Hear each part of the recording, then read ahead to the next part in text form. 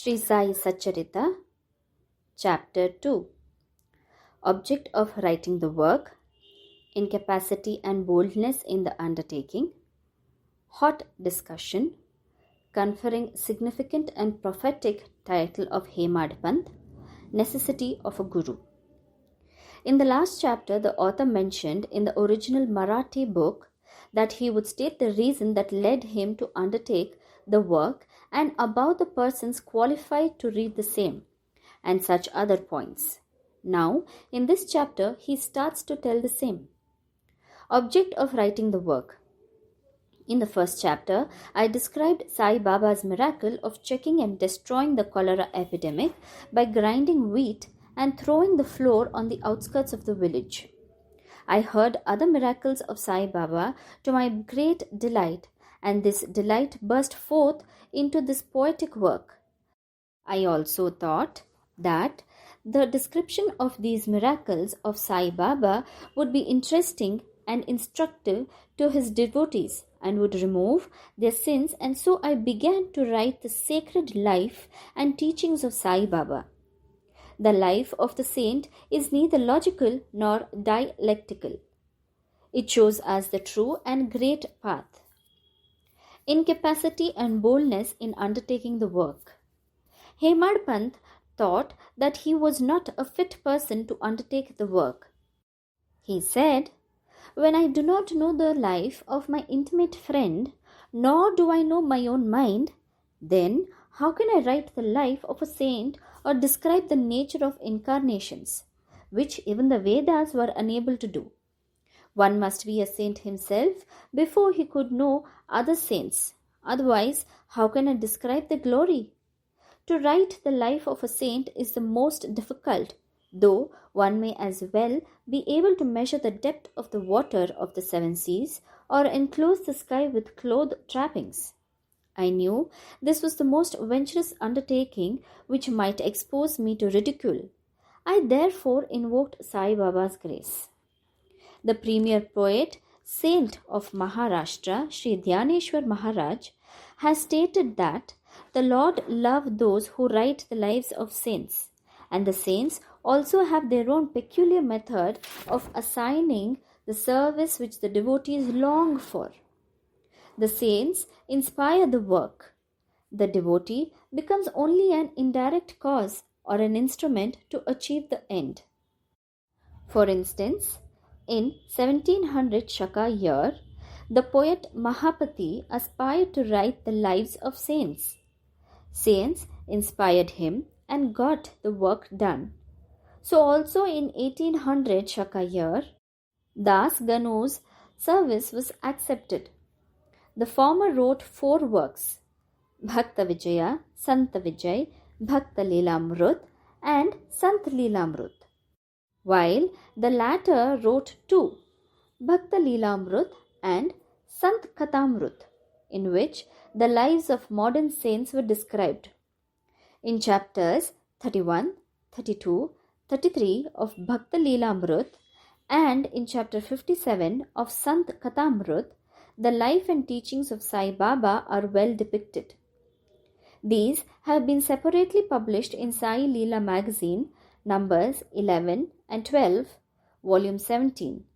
The readers are advised to read these chapters.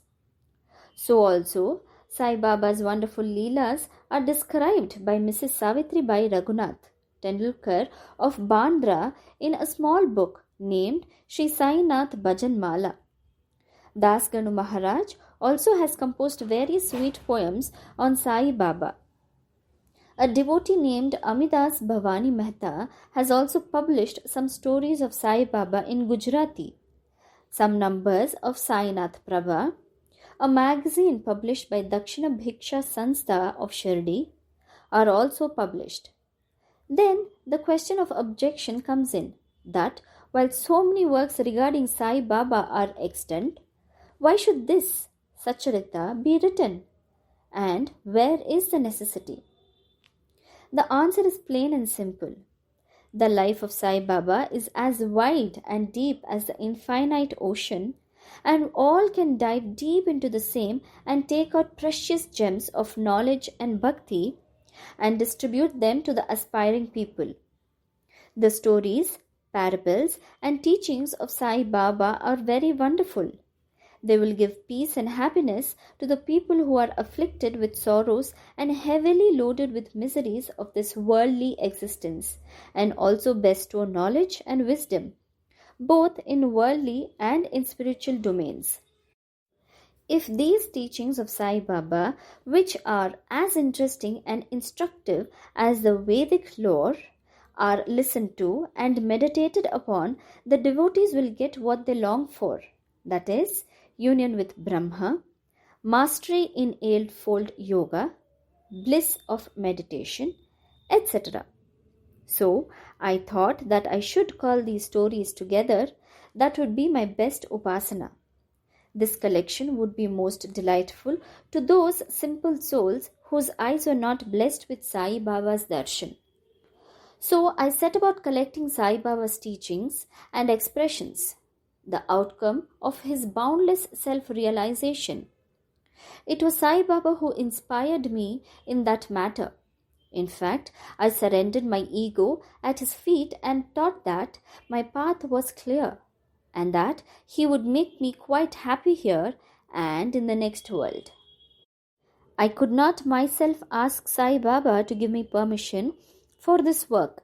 So I requested Mr. Madhav Rao Deshpande alias Shama, Baba's most intimate devotee, to speak to him for me. He pleaded for my cause and said to Sai Baba, "This Anna Sahib wishes to write your biography. Don't say that you are a poor fakir and there is no necessity to write it.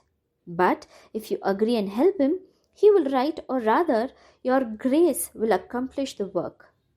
Without your consent and blessing, nothing can be done successfully." When Sai Baba heard this request, he was moved and blessed me by giving me his udi, that is, sacred ash, and placing his boon-bestowing hand on my head, said, "Let him make a collection of stories and experiences. Keep notes and memos. I will help him. He is only an outward instrument. I should write my autobiography myself and satisfy the wishes of my devotees. He should get rid of his ego, surrender it at my feet.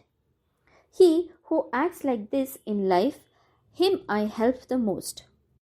What of my life stories? I serve him in his house in all possible ways. When his ego is completely annihilated and there is left no trace of it, I myself shall enter into him and shall write my own life. Hearing my stories and teachings will create faith in devotees' hearts, and they will easily get self-realization and bliss. Let there be no insistence on establishing one's own view, no attempt to refute others' opinions, no discussions of pros and cons of any subject. Significant and prophetic title. The word discussion put me in mind of my promise to explain the story of my getting the title of Hemadpant, and now I begin to relate the same. I was on close friendly terms with Kaka Sahib Dikshit and Nana Sahib Chandorkar. They pressed me to go to Shirdi and have Baba's darshan, and I promised them to do so. But something in the meanwhile turned up, which prevented me from going to Shirdi. The son of a friend of mine in Lonavala fell ill. My friend tried all possible means, physical and spiritual, but the fever would not abate. At length, he got his guru to sit by the bedside of his son, but this too was of no avail. Hearing this, I thought, what was the utility of the guru if he could not save my friend's son? If the guru can't do anything for us, why should I go to Shirdi at all? Thinking this way, I postponed my Shirdi trip. But the inevitable must happen, and it happened in my case as follows. Mr. Nana Sahib Chandorkar, who was a divisional officer, was going on a tour to Basen. From Thana, he came to Dadar and was waiting for a train bound for Basen. In the meanwhile, a Bandra local turned up. He sat in it and came to Bandra and sent for me and took me to task for putting off my Shirdi trip. Nana's argument for my Shirdi trip was convincing and delightful, and so I decided to start for Shirdi the same night. I packed up my luggage and started for Shirdi. I planned to go to Dadar and from there to catch the train for Manmad, and so I booked myself for Dadar and sat in the train. While the train was to start, a Mohammedan came hastily to my compartment and, seeing all my paraphernalia, asked me where I was bound to. I told him about my plan. He then suggested that I should go straight to Boribandar and not to wait at Dadar, as the Madmad mail did not stop at Dadar. If this little miracle or Leela had not happened, I would not have reached Shirdi next day, as settled, and many doubts would have assailed me. But that was not to be. As fortune favored me, I reached Shirdi the next day before 9 or 10 a.m. Mr. Bhav Sahib Dikshit, that is Kaka, was waiting for me there. This was in 1910, when there was only one place, that is Sate Savada, for lodging pilgrim devotees. After alighting from the Tonga, I was anxious to have the darshan, when the great devotee Tatya Sahib Nulkar returned from the masjid and said that Sai Baba was at the corner of the Wada and that I should first get the preliminary darshan and then, after bath, see him at leisure. Hearing this, I ran and prostrated before Baba, and my joy knew no bounds. I found more than what Nana Chandorkar had told me. All my senses were satisfied, and I forgot my thirst and hunger.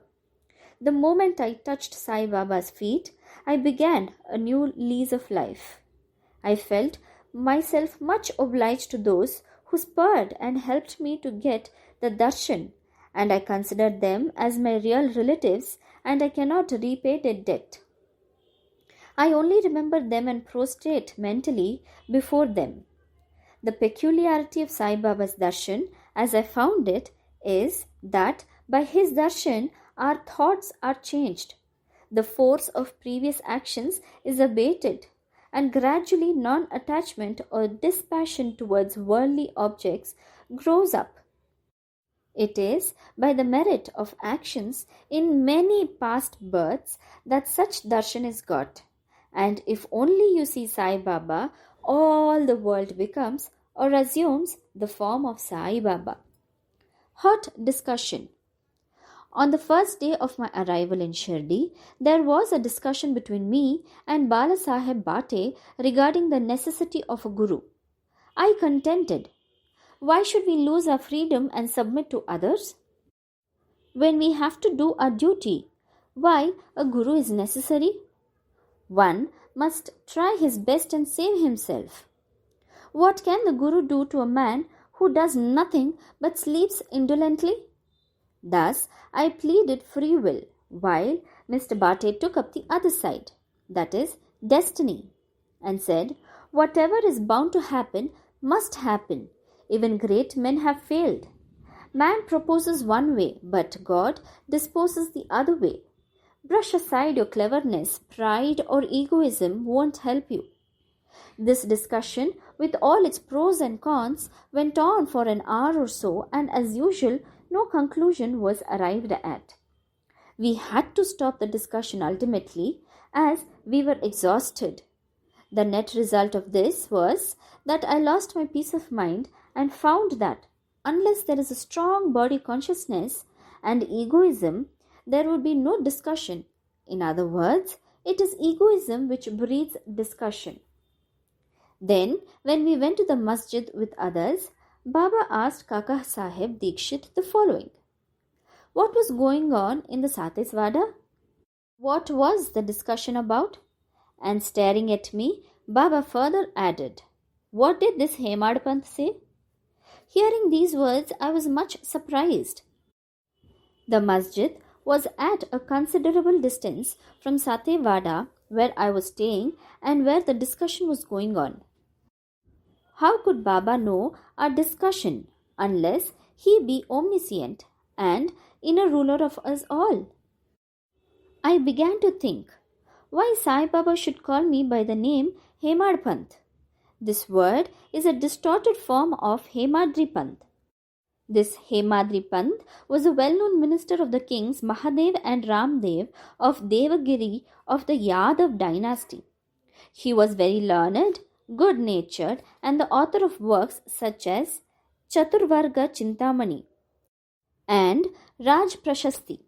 He invented and started new methods of accounts and was the originator of the Modi, that is, Marathi shorthand script.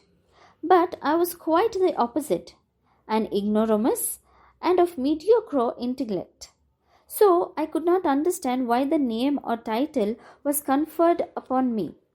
But thinking seriously upon it, I thought that the title was a dart to destroy my ego, so that I should always remain meek and humble.